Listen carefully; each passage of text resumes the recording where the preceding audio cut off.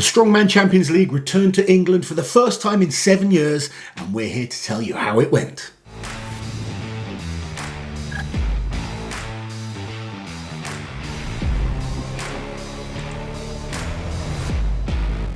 So Auntie Liz, I'm not going to lie, when Champions League said they were coming to the UK and coming to Gloucester, I was both excited and a little bit nervous because 7 years ago there was a show in the Champions League and, to be quite honest, it wasn't the best.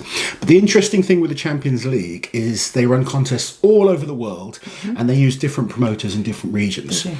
This year the Champions League used AD Monks, who owns Unbreakable Promotions, and I have to say he did a fantastic job. He really did, yeah. I was very, very pleased with the show. I was excited to be a part of it. I'm always a little bit nervous working with new promoters. It doesn't always go to plan, but AD and his team did a fantastic job. Champions League did a fantastic job. Everyone that came to the show absolutely loved it. I've heard some brilliant feedback, and it was exciting, start to finish. It really was. I forgot what a party Strongman Champions League is. It's been 9 years since I went to one, probably about the same amount of time since you went to one as well. But it really is, isn't it? It's like it's a party atmosphere. Who is it? Wout? Yeah. He's dancing away, and it's got such a European vibe to it, all the music, and it's quite different to what we've become used to in Strongman, but it's very classic Strongman. I enjoyed it. It was nostalgic. It was indeed. It was a fantastic event with some really good athletes and some awesome looking events, starting off with the Viking Walk. This was just visually a really pleasing event. Looked heavy, looked big. The athletes, with some of the absolute biggest strongmen on the planet, still made to look small by this huge equipment. And I think that's important, that as a fan, when you're watching, you don't want to just have some real heavy weight that looks small. You want it to look impressive, and this did. This huge timber, the whole frame that they built to kind of make sure the athletes stay safe as they're walking along. It looked cool, it was awkward, and I think the athletes enjoyed it. Yeah, I think so. I mean, a max distance event for the first, to open with is pretty tough going, but they seem to cope quite well. I'm sure some of them would have preferred to go further, but obviously the most impressive was young David. Am I saying his name right? Yeah, David. Yeah. Yes, David. So he is the Polish guy. He lives in England though, and he won the qualifier for this competition. If he's not the smallest, then he's the second. So I think he's the smallest guy then. Maybe not height-wise, but he was definitely one of the lighter athletes. Only 22 years old. I think he was the youngest athlete competing. Pointing out to us that he's single and looking. And ready to mingle. And do you know what? I get real Novikov vibes from him. I know we've only seen him once, and I may be getting a little bit carried away with myself, but there's a little Novikov vibe in there, don't you think? I can see what you mean. He's raw at the moment. There's a lot of work that's needed. Very, very young, but the natural strengths that he's got right now. Athletic ability, and given a bit of time and some good solid coaching, I can definitely see him really progressing over the next few years. So David won that event. We had Roberto Rodriguez from Spain coming in third place. Roberto doesn't speak a word of English, but a very lovely guy, makes an effort, and he's been doing pretty well in the Champions League. He's kind of chipping away, making a name for himself. Not quite consistent enough across the board yet to really challenge for these titles, but he's starting to do well in certain events.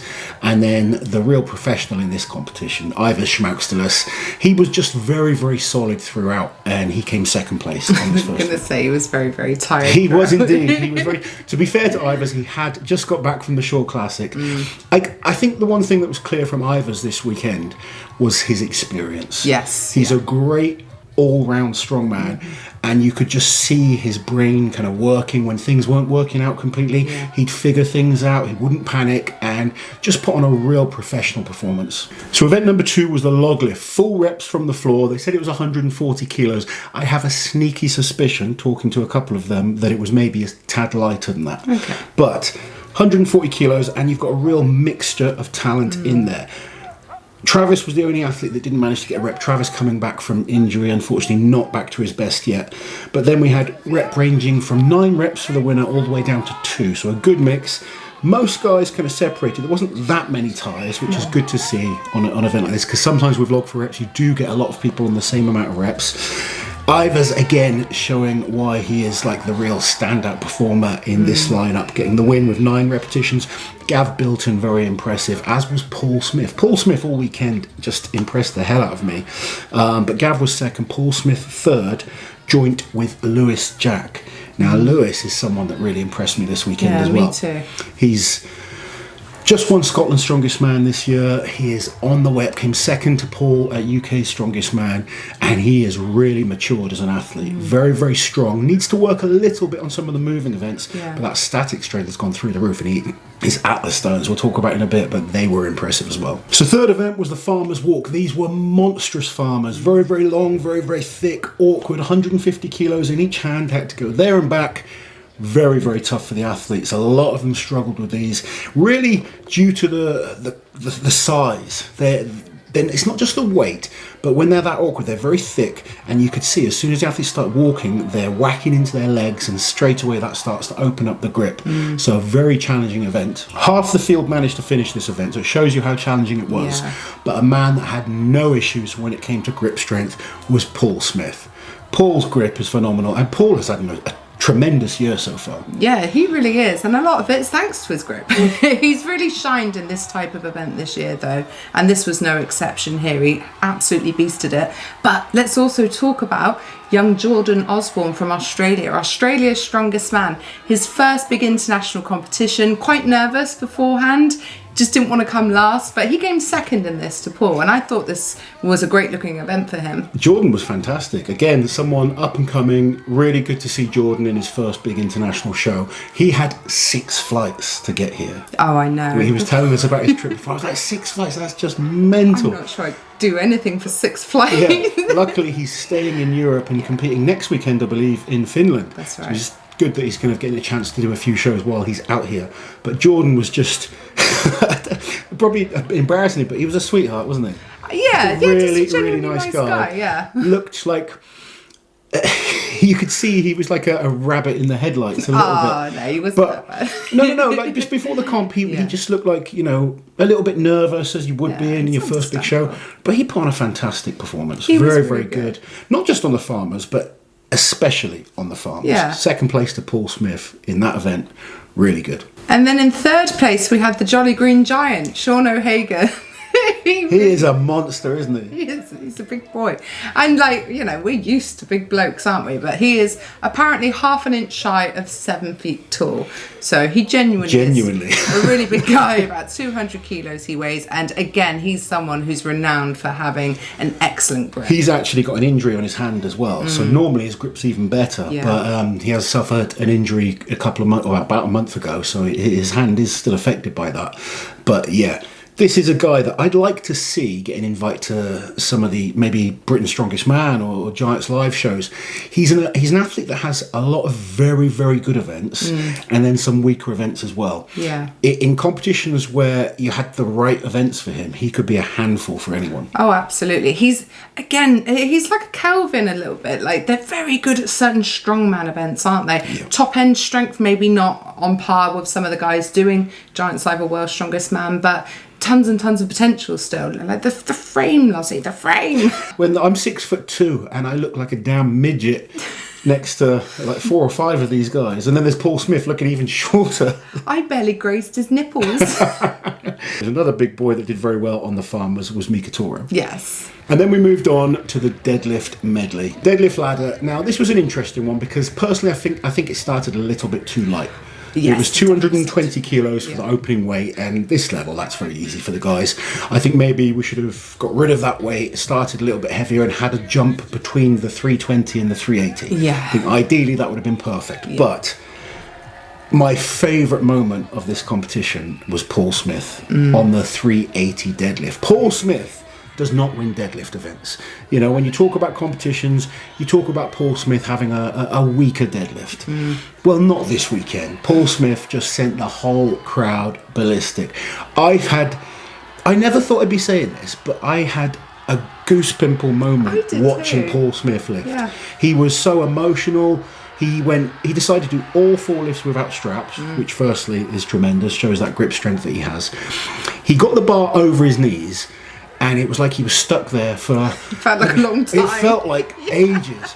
And his grip just held strong, and he kept pulling, and he kept pulling. It came up, and the crowd just started cheering more and more. It was an amazing moment, and I genuinely never thought watching Paul Smith deadlift would get me so excited. No. The whole place went absolutely nuts, and Paul Smith won the deadlift event. And it was funny because watching back the video that I filmed, I can hear you on the commentary saying Paul really needs to concentrate on a fast 3 here. Yeah. But Paul, that wasn't enough for him. He wanted the win on this event. He got and it as well. And he needed it as well to stay in contention against the likes of Ivors and Gav Bilton, but he ended up beating them both, so there we Unbelievable. go. And they happened to be the 2 other guys who also lifted that 4th deadlift. Andy Black also lifted all of them, Andy in the slowest time. Yes, Andy in the slowest time. Don't forget Andy or he'll tell me off. So the final event was the Atlas Stones, 120 up in 20 kilo jumps up to 200 kilos. Now the 200 kilo stone was a new stone, very, very dusty. The weather conditions were hot.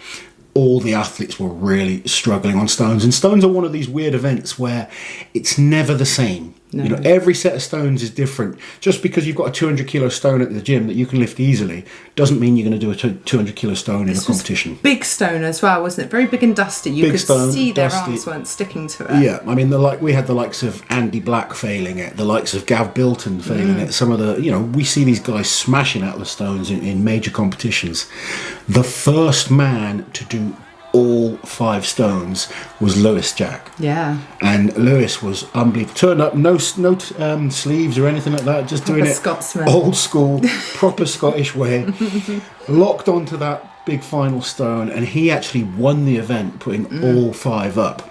The real battle going into this event was all about Paul Smith and Ivors. So Paul Smith was leading by half a point. Ivors went out just before Paul, and he knew he needed to put in a performance. He blitzed through the first 4 pretty quickly, got to the 5th stone, and he was struggling. Couldn't kind of get it up to his lap, kept slipping.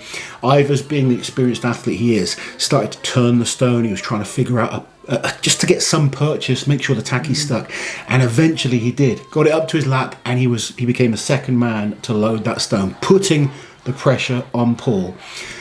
Unfortunately, Paul could not match it. He did a solid run, but was unable to lift the 5th stone, allowing Ivors to take the win. But Paul pushed hard. His first Champions League, he was so close to winning. He put in an amazing performance all weekend.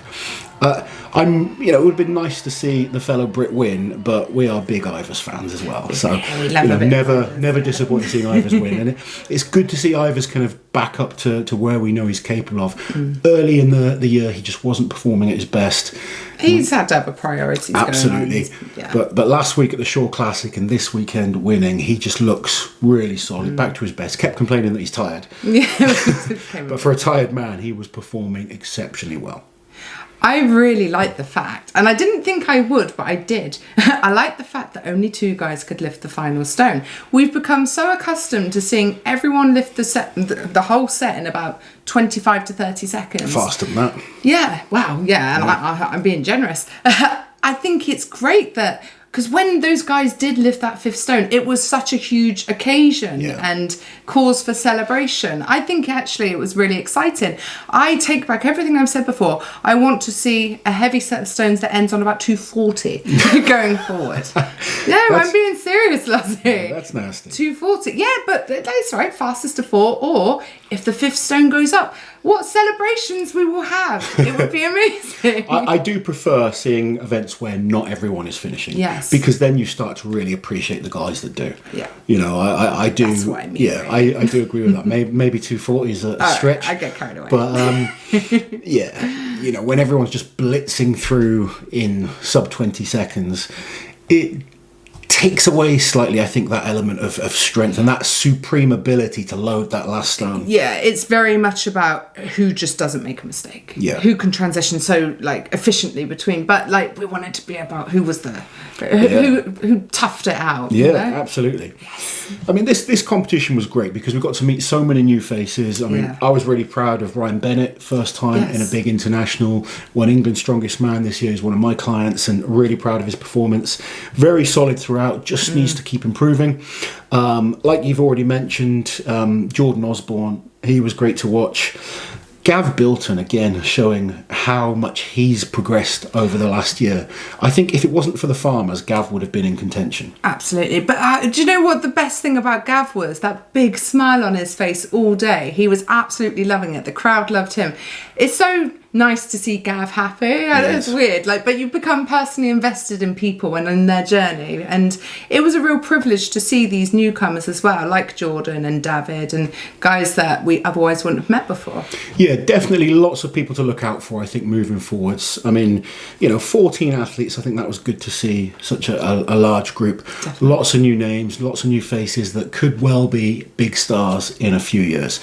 I thoroughly enjoyed the weekend. I thought the whole contest was ran really well by AD and the Champions League. It was fun to be a different type of show. One really great thing about the Strongman Champions League is they truly do discover the new upcoming talent, and they're almost like a finishing school for strongmen.